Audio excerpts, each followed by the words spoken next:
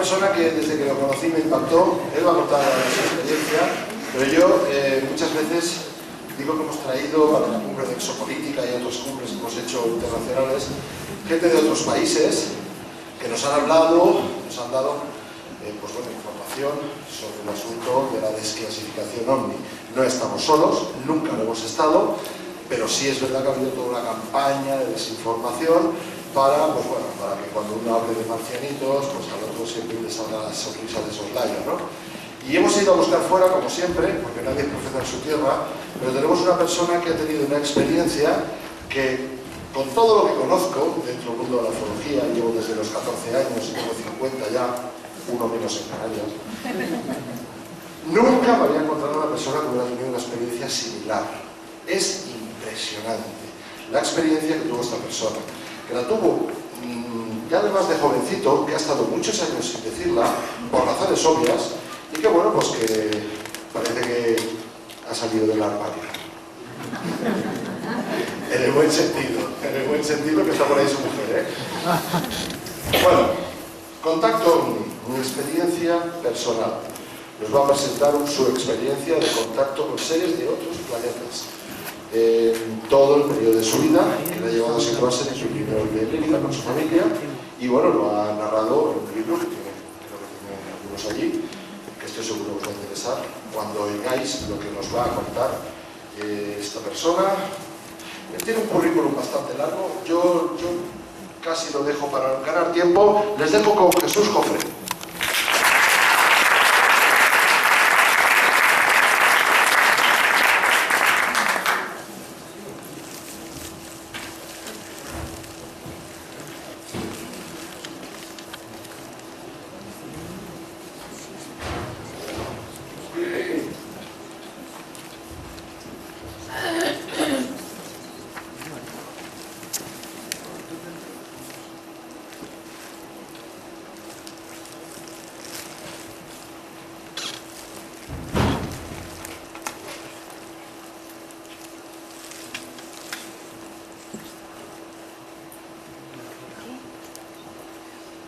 Buenas tardes.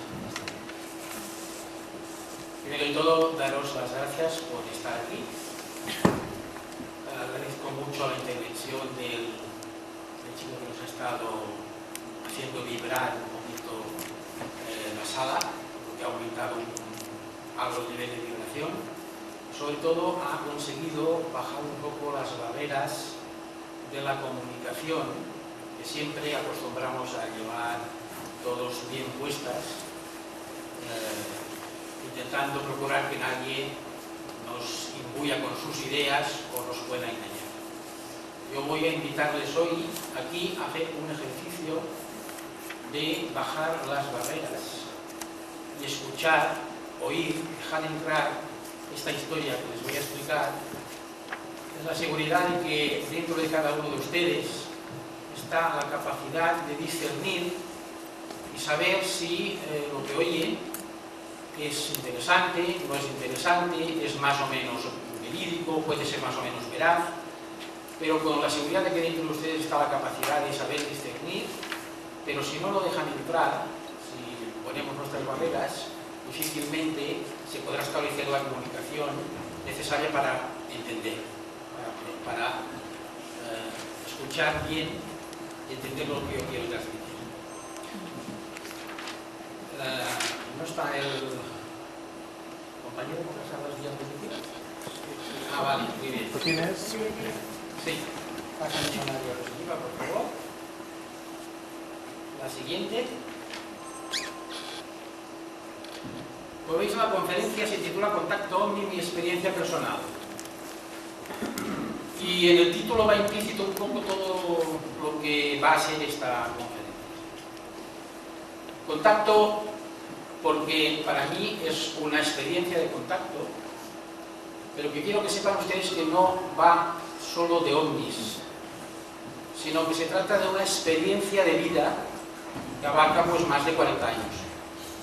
Por lo cual pueden imaginarse que no va a ser difícil, no va a ser fácil para mí resumir en una hora las experiencias vividas en 40 años. pero sí que voy a intentar dar la pincelada suficiente para que sepan ustedes qué es lo que yo viví y cuál es el tipo de contacto al que yo me refiero cuando pongo en mi título de la conferencia contacto OVNI. Aunque he puesto OVNI, quiere decir objeto volante no identificado, para mí es una palabra que permite transmitir a la gente de qué va el asunto, pero que no corresponde a mi realidad, porque para mí no estoy hablando de ovnis, sino de naves, de seres, naves tripuladas, con lo cual ya no serían objetos volantes no identificados. Para mí están perfectamente identificados y quizá debía de haber puesto un subtítulo que dijese contacto cósmico. Pero vendrán ustedes que la palabra OVNI pues define muy bien un poco el tema del que estamos hablando. Es mi experiencia, porque considero que este tipo de experiencias son tan extraordinarias, tan increíbles, que solo pueden ser personales. Y por eso hablo de mi experiencia, con la idea de que no pretender que nadie la convierta en suya, ni de que nadie se la crea porque sí, porque soy muy consciente de que va a resultar para ustedes fantástica en muchos de estos aspectos. Afortunadamente hoy en día no me siento solo, hay muchos casos de experiencias. Hoy mismo he conocido una de que me ha venido a explicar una persona expresamente aquí al Congreso, que también es una vivencia increíble, ¿no? Y que justamente por lo mismo este señor no la ha estado explicando a la gente. Yo estuve, después de un primer momento del inicio de la experiencia, que fue en el servicio militar, un primer momento en que sí que pretendía explicárselo a todo el mundo, que todo el mundo me creyese, recogiéndome en mí mismo, olvidándome de hacer creer a nadie mi experiencia ni mi verdad, y hasta hace muy pocos años no lo he vuelto a sacar a la luz, y un poco porque ahora mi propia experiencia de contacto me dice que es el momento de explicarla abiertamente. Quizá juego con la ventaja que con mi edad ya me importa menos lo que puedan pensar de mí, mis ex socios financieros, bancarios, etcétera, etcétera, ya no se van a poder escandalizar de mí, porque ya no estoy en activo, y por tanto me importa un poco menos. Pero sí que eso me invita a recomendarles que no se crean nada de lo que yo voy a explicar, al menos que no se lo crean porque sí, pero que lo dejen entrar en su interior, como decía, y lleguen a sus propias conclusiones. Pasas diapositiva, por favor. Y entremos de lleno en lo que es la experiencia. Esto empieza en el año 71, cuando, haciendo servicio militar, aquí me podéis ver con el nombre de Javier. El libro está escrito en la voz de Javier y Fischer, que son seudónimos, porque como que todas las personas que aparecen en mi libro son personas reales, y algunas de ellas yo no he tenido oportunidad de pedirles el permiso para aparecer, pues las he hecho aparecer con nombres supuestos, y yo mismo me he calificado en lugar de Jesús como Javier. Como veis, es un Javier de 19 años, guapo a matar. No, señora. Me la llevaba de calle de 2 en 2 en esa época, pero bueno, eso hoy en día ya no tiene remedio. Ya por mucho que quieran arreglarlo, envié la foto a Miguel para la publicidad. Dije, ¿no tienes una foto mejor? Digo, por muy mejor que te envíe la foto no lo vas a arreglar nunca eso ya. Pero bueno, todos hemos tenido una época de jóvenes. Perro Fiero, mis compañeros, la base de radar en donde hacíamos el servicio militar. Es un escuadrón de alerta y control, que es una base militar secreta, por tanto, guarda confidencialmente la vigilancia del cielo español a la entrada de intrusos, por lo cual es una base militar secreta, y nosotros estábamos en un grupo de policía aérea, que nuestra misión era la del control del perímetro de la base. Bien, un buen día, ¿quieres pasarla, por favor? Un buen día de marzo, el 25 de marzo del año 71, los perros que teníamos, pastores alemanes entrenados para la vigilancia y el control, empiezan a ladrar desaforadamente sobre las 9 de la noche, 9:30 de la noche, hasta el punto que fuimos a calmarlos, no los pudimos calmar.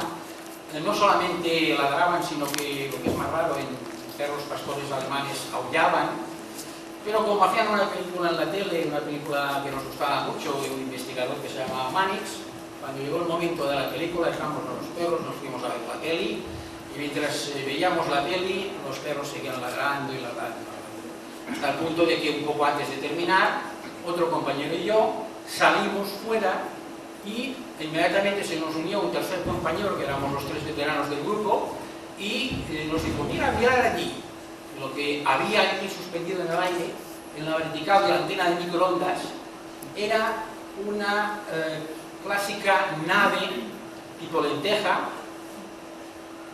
relativamente cerca de las antenas de microondas, que desprendía una fuerte luz que no deslumbraba y que nos llamó poderosamente la atención. Estuvimos observándola un tiempo indefinido, que nos costó después mucho de definir, se fue más o menos. La verdad es que estábamos pasmados, hasta que arrancó en su camino hacia la derecha y salió disparada hacia el cielo. Pero algo pasaba detrás de las casetas de microondas, donde había un resplandor de una luz de un color verdoso que no debía estar allí. Nosotros conocíamos muy bien el perímetro de la base. La base terminaba pocos metros después de las vallas y había el acantilado de Rosas que va a la bahía de Rosas, esto es la zona de Rosas de Gerona, y vimos esa luz verdosa y yo dije: hay que ir a investigar aquí. Sacamos a nuestro perro, a Fiero, cogimos los correajes, las armas reglamentarias y salimos hacia la caseta de microondas. Al superar las casetas de microondas, el perro paró, gruñó y marcó posición, como estaba entrenado para hacerlo, indicando la presencia de un ser o de alguien que no tenía que estar allí. Al poco oímos unos pasos que venían hacia nosotros, de una forma muy ruidosa y acelerada, y de pronto lo vimos.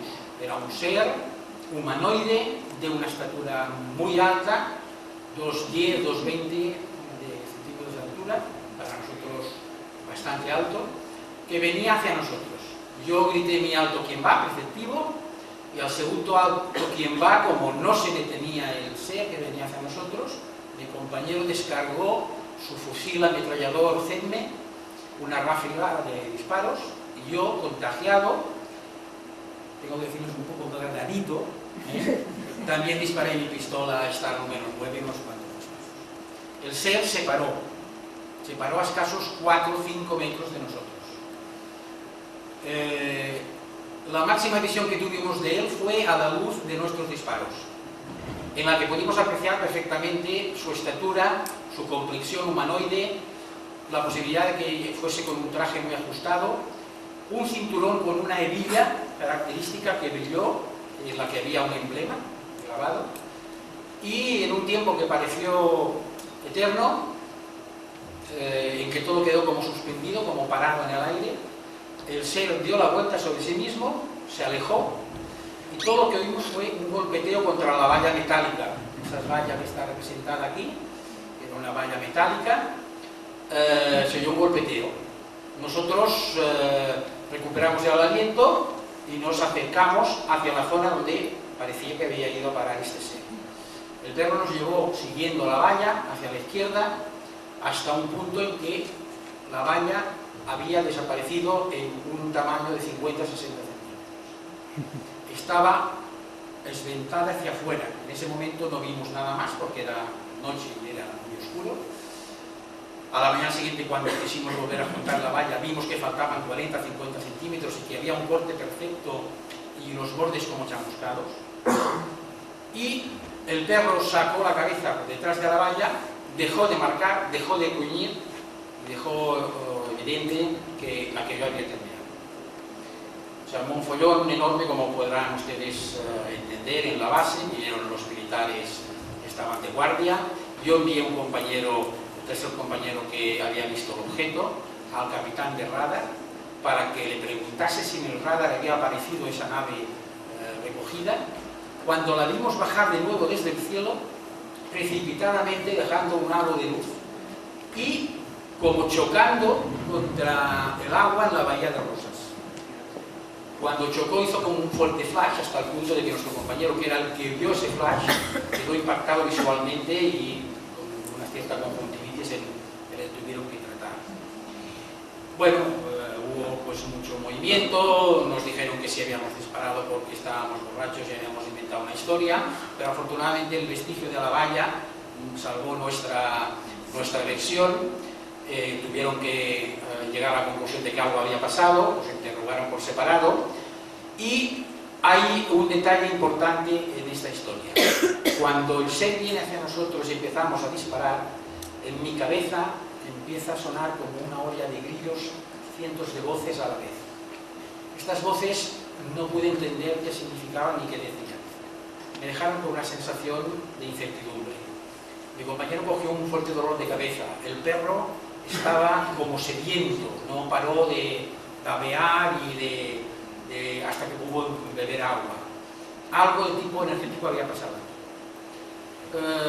Tuvimos que defender nuestra postura delante de todos los que nos llamaban locos, pero afortunadamente 2 días después volvió a aparecer esa nave. Apareció de nuevo en la vertical de las antenas de microondas, ahora mucho más alto, pero a la vista ya de toda la gente de la base, pude ver casi todo el mundo. Y también estuvo un tiempo parado hasta que al cabo de una hora y pico de estar estáticamente suspendido en el aire a la vista de todo el mundo, volvió a derrapar y marcharse. Y 2 días después volvió a aparecer. En esta ocasión vinieron aviones del Ejército del Aire a seguirlo. Lo siguieron 2 aviones Phantom, se dejó seguir por un tiempo hasta que derrapó y los dejó plantados. Esto es el inicio de toda la historia que yo les decía que acaba siendo una experiencia de vida que dura 40 años. Cuando salimos del servicio militar, creamos un pequeño equipo con los 2 compañeros que habíamos sido protagonistas de los disparos y el tercer compañero que os decía, un pequeño equipo de investigación ufológica, con un Land Rover que nos dejaba un amigo que era constructor, con cámaras de fotos ultravioletas, bueno, un montaje, situaros que estamos en el año 70. Los militares nos interrogaron, los militares nos prohibieron hablar de eso. Al cabo de 20 días aparecen 3 militares americanos y nos hacen un interrogatorio increíble, a los 3 por separado, después todos juntos, y al final, en pleno día, buscando una pared de luz blanca, a plena luz del sol, nos hacen fotografías con potentísimos flashes. El resultado es que yo me olvido absolutamente del episodio de los americanos. Y no es hasta hace 3 o 4 años, cuando volvimos a juntarnos, volvimos a ir a la base de Rosas con los otros compañeros, en que recordamos de nuevo la situación del caso de los americanos.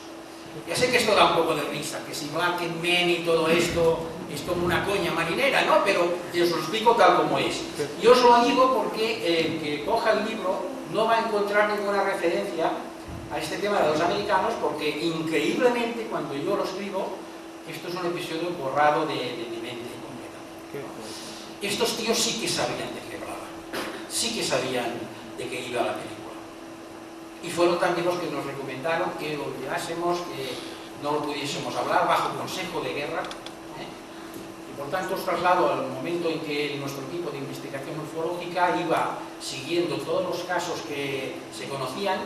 Os repito que estamos en época del año 1970. Y al cabo de 1 año y medio, 2 de investigar y ir a los sitios, a hablar con gente, nos encontramos que solo teníamos recopiladas un montón de informaciones y datos, pero nada que se aproximase a una explicación de por qué de todo eso, ni a la posibilidad de volver a encontrar ese contacto que de alguna forma u otra estábamos buscando después de la experiencia que habíamos tenido.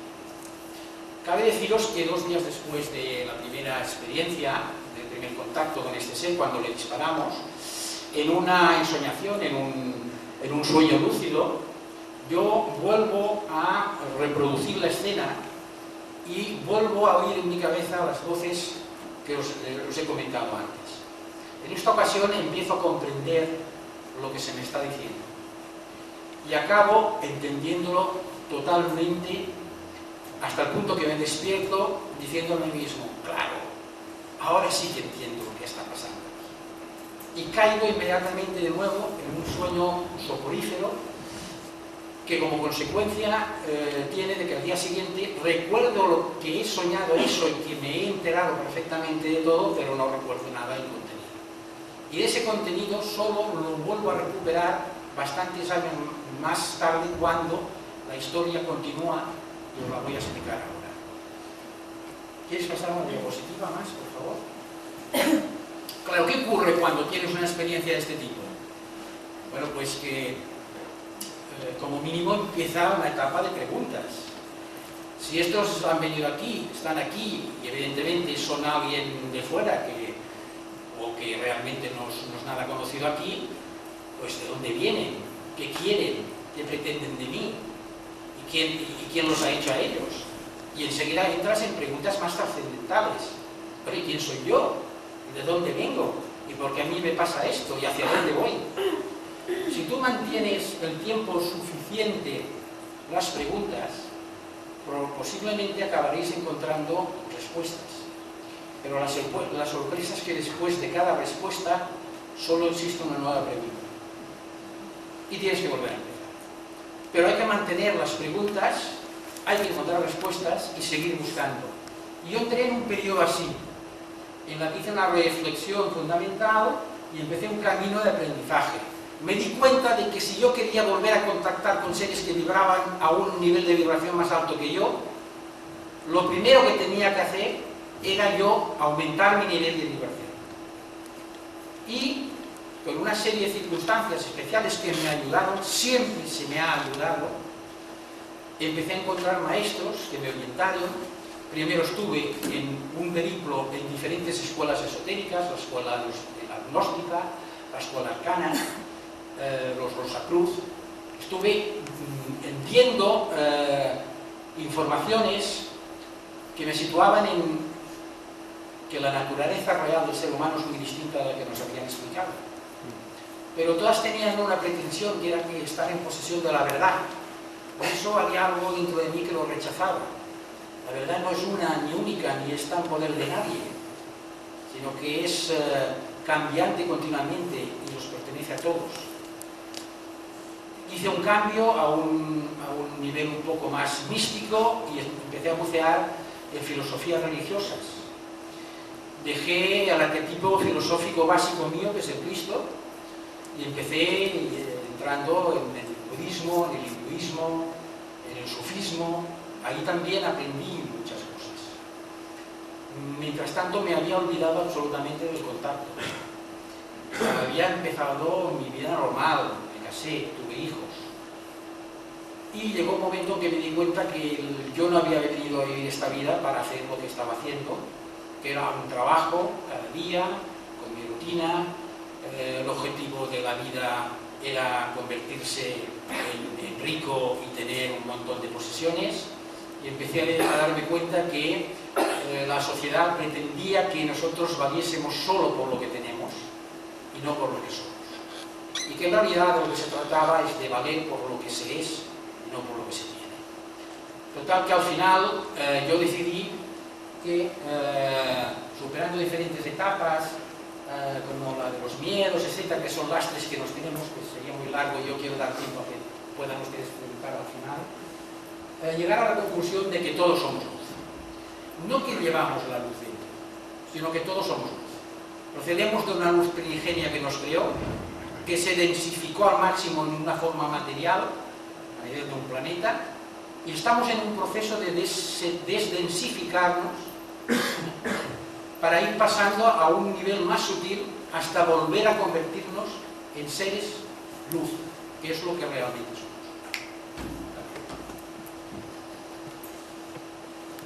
Lo que decidí es que yo me iba de mi vida clásica con la empresa familiar, industrial, una buena posición, lo dejé todo y me fui a vivir a un pueblo en el Pirineo de Leria, con mi esposa y mis dos hijos, que eran muy pequeños como veis en esa foto. Me situé en este pueblo que no fue un pueblo escogido al azar, sino que fue un pueblo al que llegamos un buen día después de un montón de causalidades, y en el que nos situamos, nos pusimos a vivir, nos construimos una casa, esta casa que veis aquí, y ahí empezó una vida de retorno a la naturaleza, una vida sosegada, más tranquila, en la que yo me pude dedicar a mi meditación, a mi trabajo, que estaba muy relacionado con la naturaleza.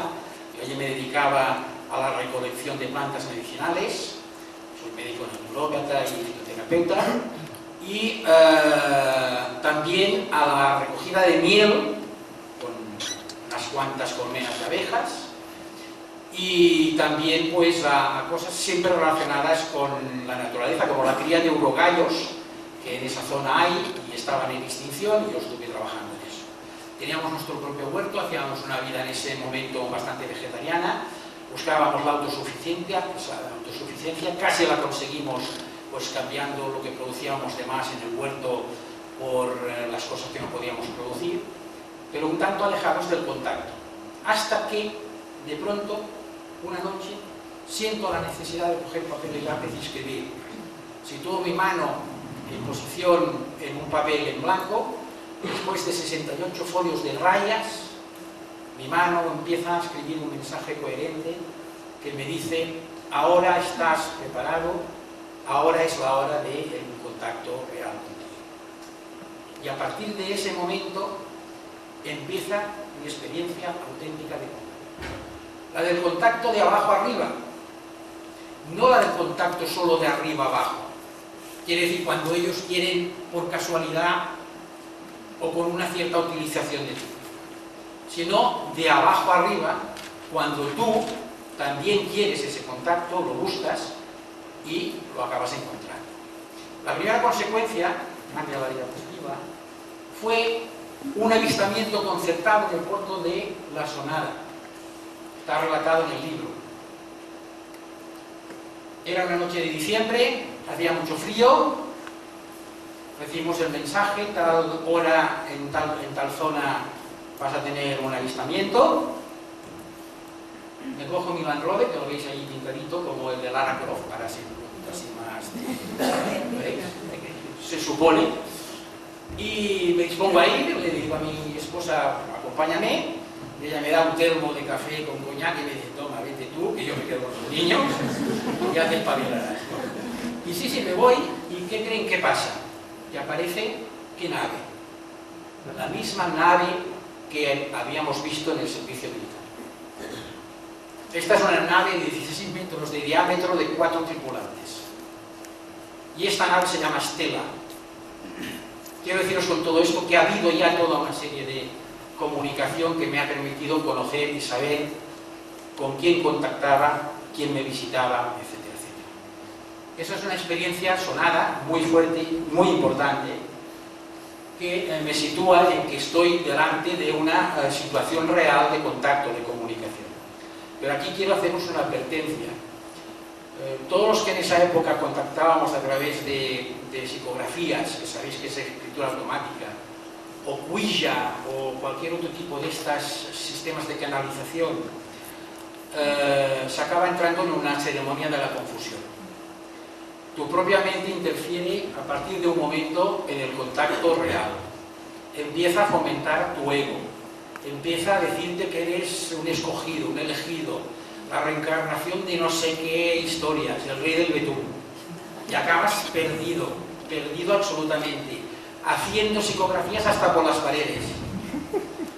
¿Qué mejor manera tiene la mente de decirte todo esto no sirve para nada, que es enviándote nuevas citas a las que acudes y a las que nunca tienes un avistamiento real?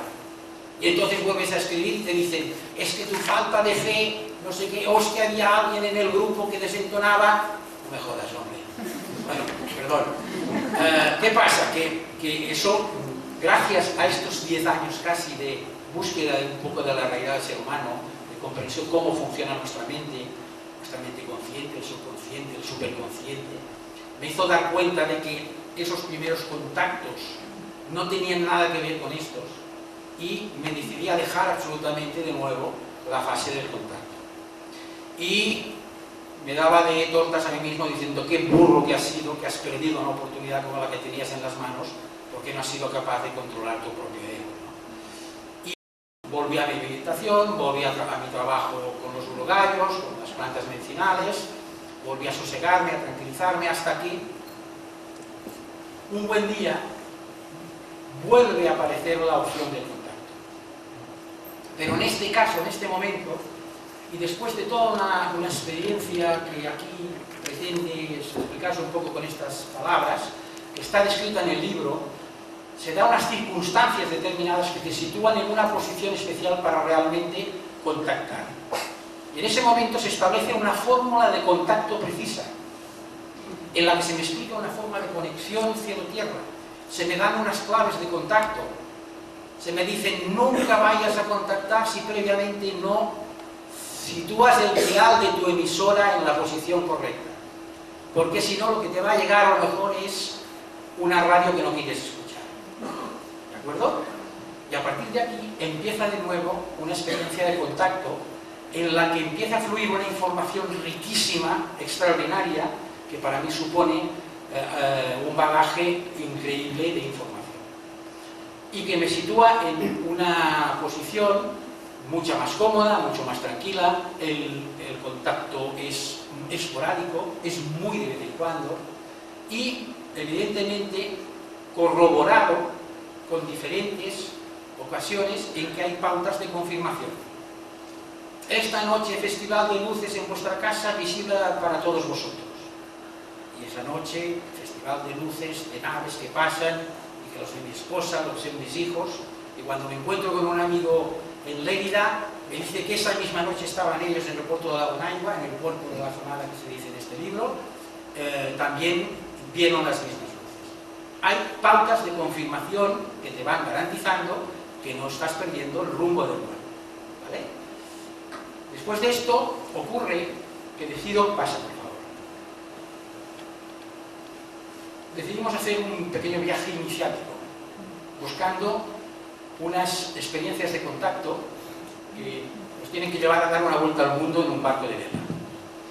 Por una serie de circunstancias y situaciones mágicas, acabamos adquiriendo este barco que veis aquí, el Pico Rojo, un barco enorme en el puerto, muy pequeño en medio del Atlántico, sobre todo cuando te adelanta una ballena que es de 40 metros, es un barco de 9 metros de eslora, pero hay ballenas, señores y señoras, que llegan casi a 40 metros. Entonces dices, esto no era tan grande como me parecía a mí, ¿no? Fue una experiencia mágica toda la de la experiencia del barco, suficiente como para un hombre de montaña aconsejarle que nunca más la vuelva a hacer. Y me desbordó totalmente, sobre todo porque hubo unas tormentas terribles en medio del Atlántico por razones especiales, que no va a dar tiempo de explicarlas, pero que nos llevan a Perú, en lugar de llevarnos a donde íbamos, que era a Conape, a unas islas que había entre Pascua y el continente americano.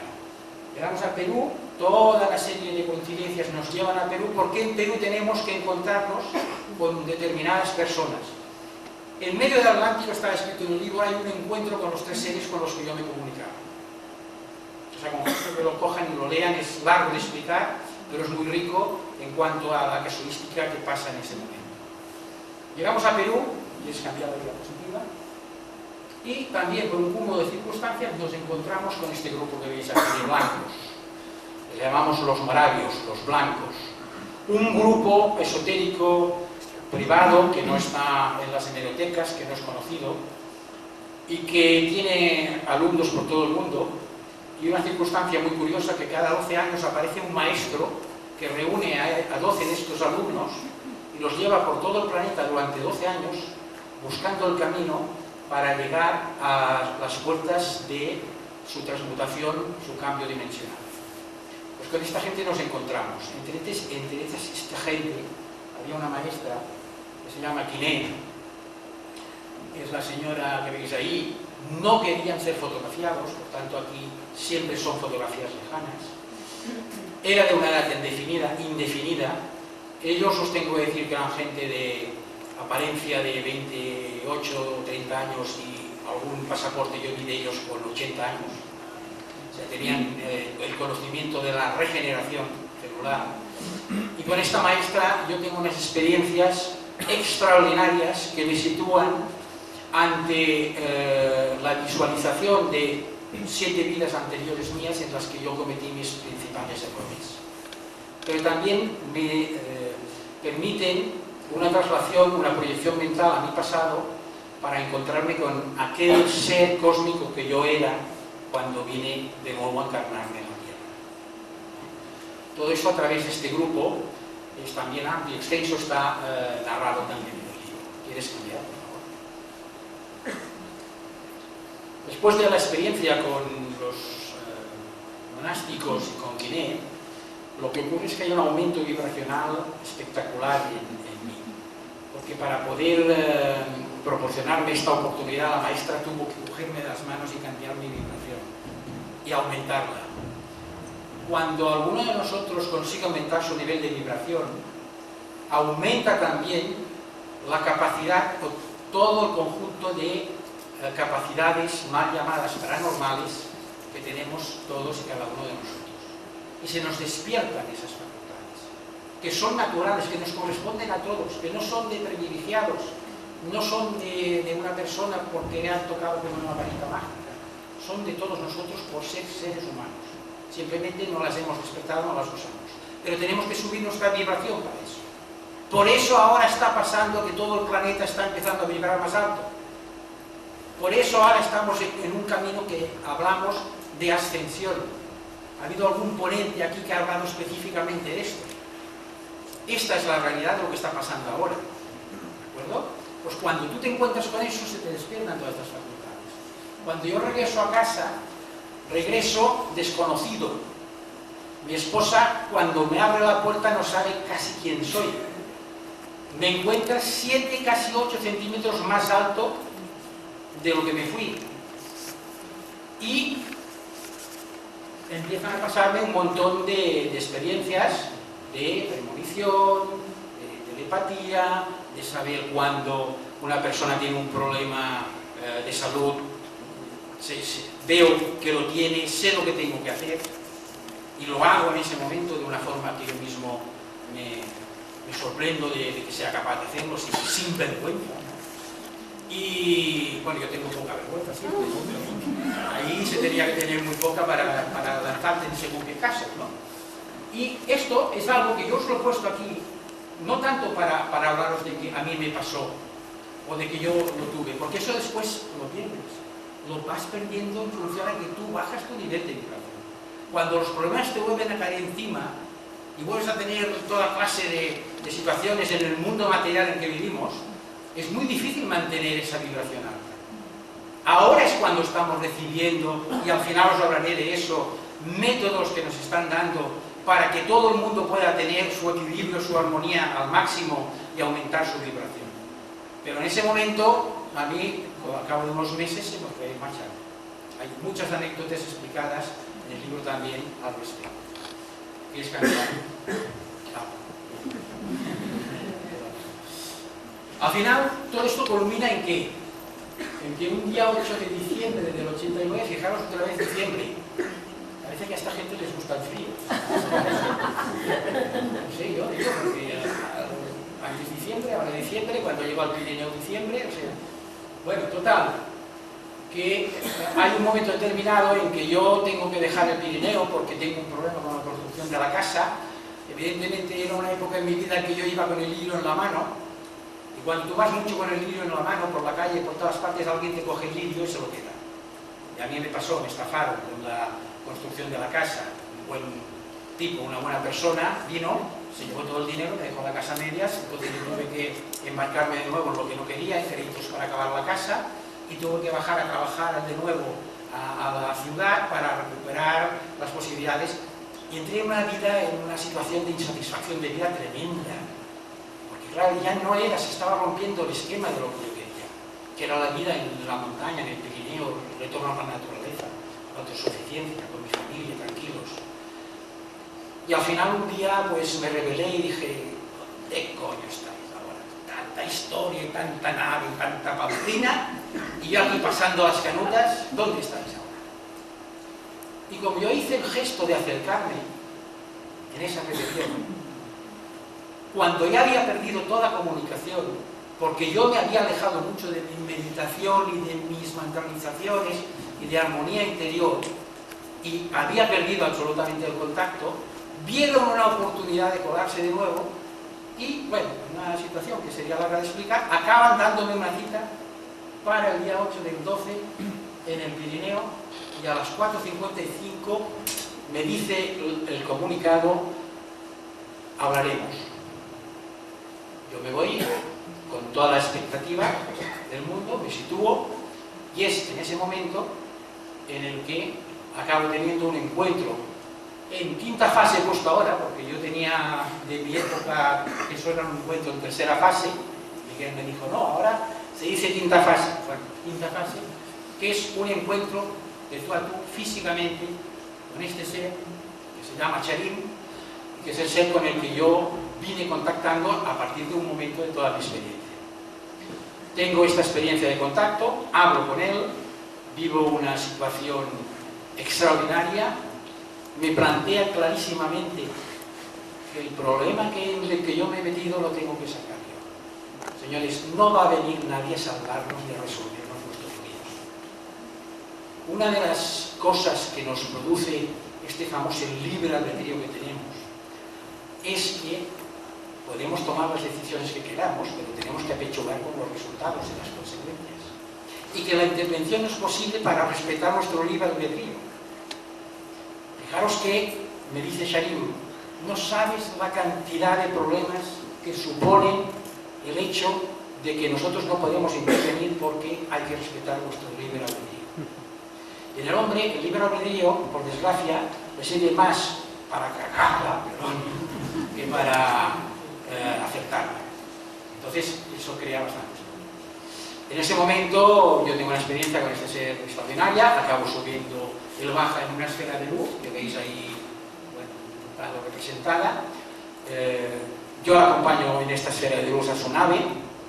Por primera vez entro en la nave en la que vi en el Pirineo.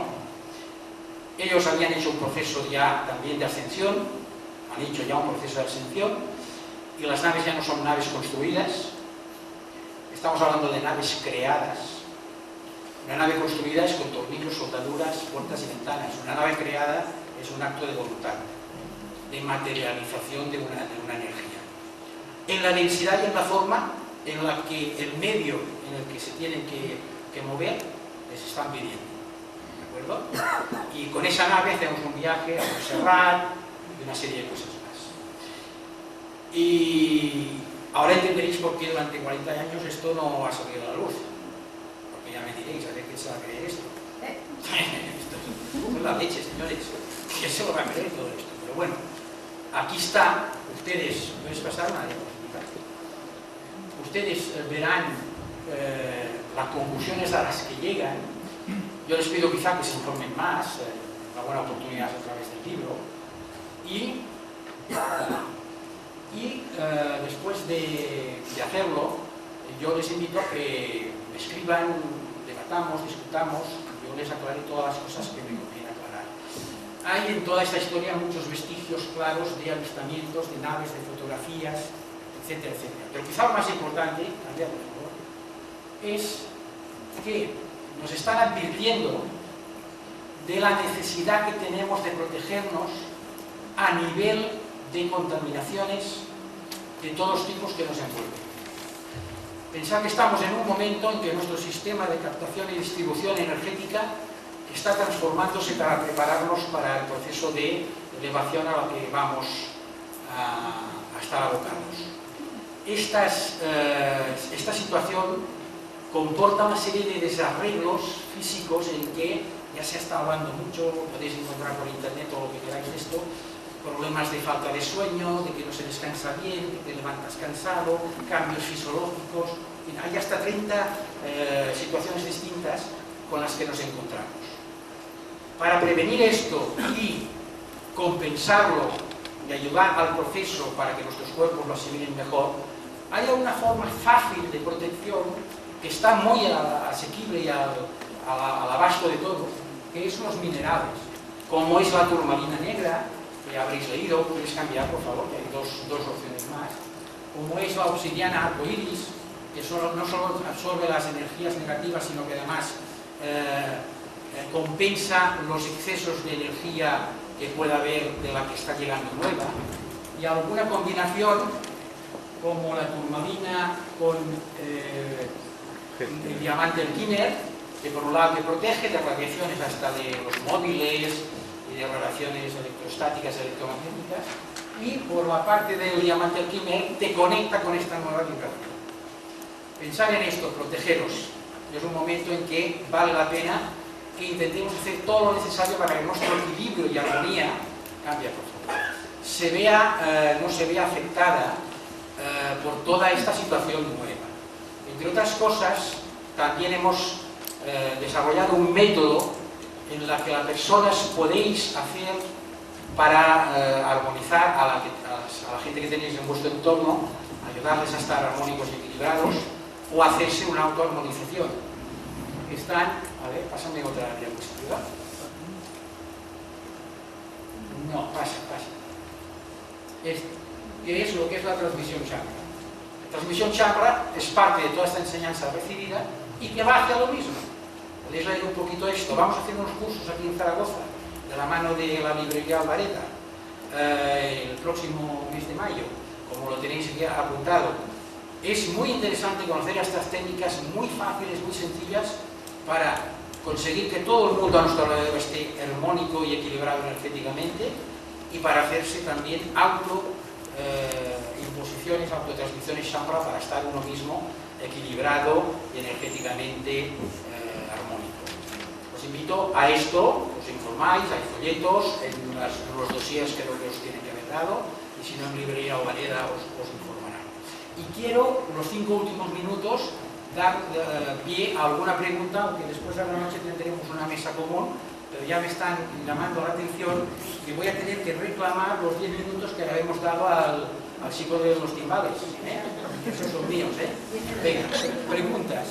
¿Quién se anima a hacer alguna pregunta? Yo creo que esto nos tiene que haber dejado con muchas inquietudes y con muchas dudas. Estoy convencido. Entonces, sin vergüenza, preguntar. ¿Qué más? A ver, la señora. Quería preguntar si me ha comentado el secreto de dónde viene. Hoy tanto, sí. Si quieres, con precisión, de la estrella de Bellatrix de la constelación de Orión. Y su origen es entre, más bien de las Pléyades. Cuando hablamos de Oriones, estamos hablando de Orión, ¿sabéis de lo que estamos hablando? De un inmenso mundo de estrellas, soles y planetas, hay que precisar un poco. Bellatrix, ¿de acuerdo? Otra pregunta. Cuando subió a la nave, en los contactos que ha tenido desde su cuerpo físico o viajes astrales. En el medio del Atlántico, la experiencia con los 3 seres fue una experiencia astral, pero el contacto con Sharim en el Pirineo fue una experiencia física. Sharim baja de su esfera, se acerca hasta mí en un paso. ¿Físico también? El físico. Se acerca hasta mí. ¿Qué pasa? Que su densidad física es muy poca. Nosotros somos 80% de materia y 20% de energía. En cuarto nivel seremos 80% de energía y 20% de materia. Y en quinto nivel somos casi energía. Sharim es un ser de quinto nivel. Cuando yo le pongo la mano en el hombro, mi mano se hunde dentro de su cuerpo. Y tengo que recuperar la posición porque la densidad de su aspecto físico, de su nivel físico, es muy bajo. Entonces él viene protegido con un halo energético en el cuerpo que me lo traspasa a mí y me envuelve a mí para mantenerme aquí también a nivel mental y cordial, o sea, de corazón, estable ante las emociones que estoy viviendo. Pero sí, físicamente. Y después, a partir de la experiencia con él, en esta experiencia última que te estoy diciendo, mi nivel de vibración respecto a la cuestión del contacto cambió y ya era absolutamente telepática con ellos. Yo no podía hacer un pensamiento que ya tenía una respuesta. Y además en mi lengua materna. Y además adaptada a mi nivel de comprensión, porque en algún momento pierde esa pauta y me explica alguna cosa que es para morirse de risa, que yo me quedo parado, pero no entiendo nada. Y entonces él me dice, no, Ya te explico con tu nivel de comprensión, y aunque no llego a entender lo que os hace reír a los humanos, ¿no? Pero sí, era un ser muy físico, muy físico. En 1970 ya existía cámara de fotos, tomadistas y otros medios. ¿No hay ninguna otra fotografía o documento que corrobore todo esto que nos está contando? Hay unas cuantas, hay unos cuantos.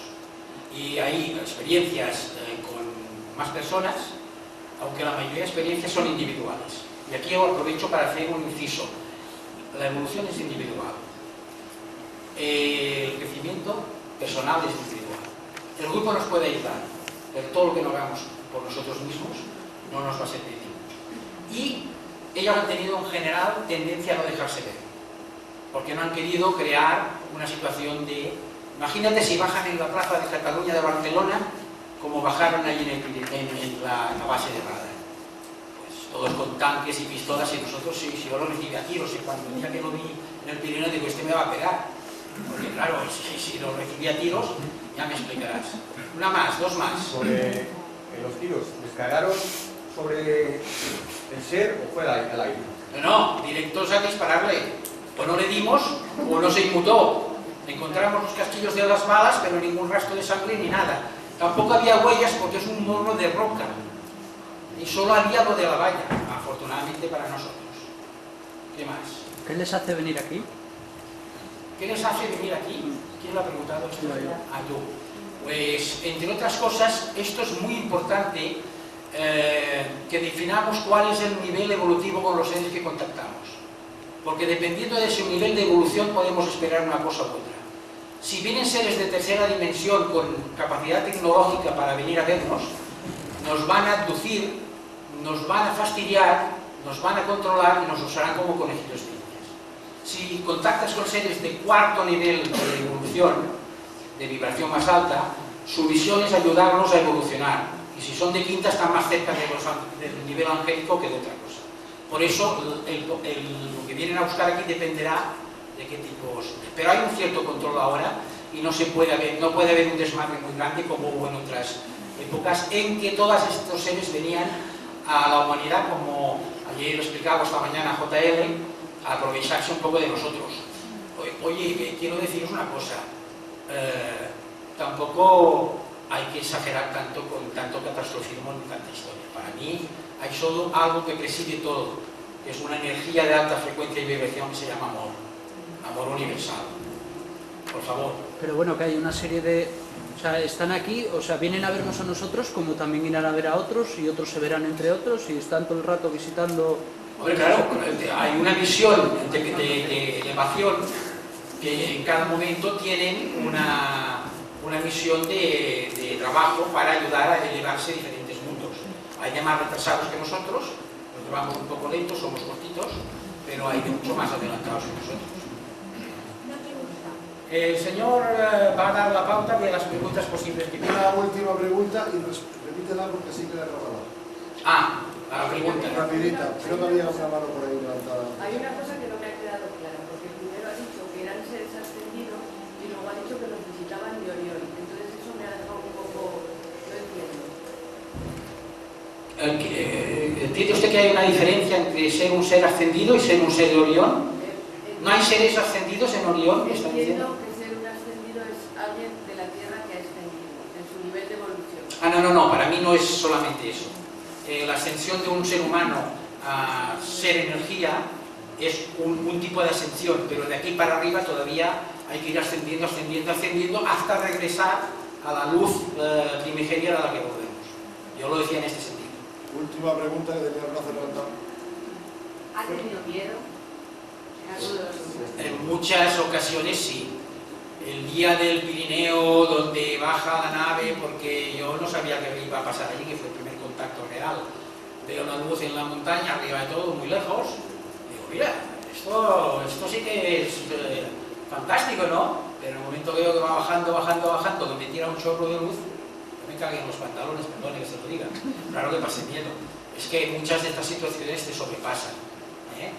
Y después y gracias a Dios que es así, porque hay gente que pierde el control, se siente muy fuerte en todos los sentidos, entonces desafía incluso a su propia mente y a veces se pierde. ¿eh? Venga, la tuya, la venga. ¿Se puede saber para qué me llevaron a Montserrat? Si se puede saber para que me llegaran, tú tienes...